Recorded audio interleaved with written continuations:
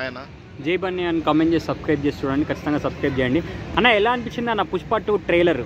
మామూలుగా లేదు, తగ్గేదే లేదు. ఇప్పుడు పుష్పతోనే పాన్ ఇండియా లెవెల్లో ఊపు ఊపేసాడు, అర్థమైందా? ఎక్స్పెషల్లీ మెయిన్ టార్గెట్ అంటే మాస్ ఆడియన్స్ బాగా కనెక్ట్ అయింది పుష్ప.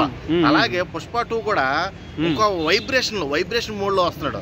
అది కూడా ఆ గంగమ్మ తల్లి వేషధారణం చూడు, అక్కడ జరిగే ఫైట్, ఆ visuals, background score, background BGMs చూస్తుంటే నిజంగా పుష్ప 2కి ఎంత నెగిటివిటీ ఎదురవుతుందో అంత పాజిటివిటీ అయితే హాల్స్ లో వస్తుంది. మామూలుగా ఉండదన్నమాట, జాతరలా ఉంటది, జాతర అయిపోద్ది. పుష్ప 2ని ఖచ్చితంగా థియేటర్లో మోగుతారు. నిజంగా చెప్తున్నా, బన్నీకి ఇది ఎవర్ గ్రీన్ మూవీ అవుతుంది.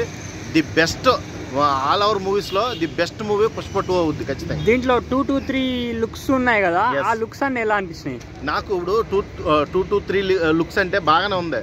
మనోడు అది సిగార్ పట్టుకొని చూడడం, అదొకటి స్టైల్ గా కూర్చోవడం, ఈ గూడు పైకెత్తడం, ఇది స్పెషల్లీ ఏమవుద్దంటే జనాలకి కొంచెం వైబ్రేషన్ ఫీలింగ్ వస్తుంది. మనోడు అలా గూడు లేపడమే పెద్ద సెన్సేషన్, అర్థం. దానికోసం చాలా మంది ఎదురు చూస్తున్నారు. ఇప్పుడు ఈ పుష్ప 2లో కూడా అదే క్రియేటివిటీ, అదే క్రియేషన్స్, కొంచెం మాడ్యులేషన్స్ మెరుగుపడినాయి కదా, దానికోసం వెయిట్, లిటరల్లీ చాలా మంది వెయిట్ చేస్తున్నారు. నేను కూడా వెయిట్ చేస్తున్నా. ఈ పుష్ప 2తో అల్లు అర్జున్ ఒక స్పెషలైజేషన్, ఒక స్పెషల్ బ్రాండ్, ఇప్పుడు ఏఏ అని ఒక స్పెషల్ బ్రాండ్ ఎలా సృష్టించుకున్నాడో ఐకాన్ స్టార్ గా, అలాగే పుష్ప 2తో ఇండస్ట్రీకి ఒక స్పెషల్ స్టార్ అవుతాడని నా. 1 word లో పుష్ప 2 గురించి చెప్పాలనుకుంటే ఏమని చెప్తారు?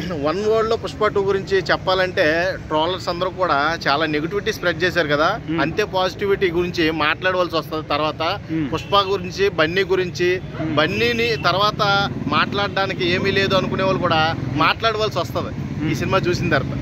ఓవరాల్ గా అంత మంచి అద్భుతమైన సినిమాతో వస్తున్నాడు బన్నీకి. ఇది ఎవరు బెస్ట్ మూవీ. ఓకే అన్న, థ్యాంక్ యూ.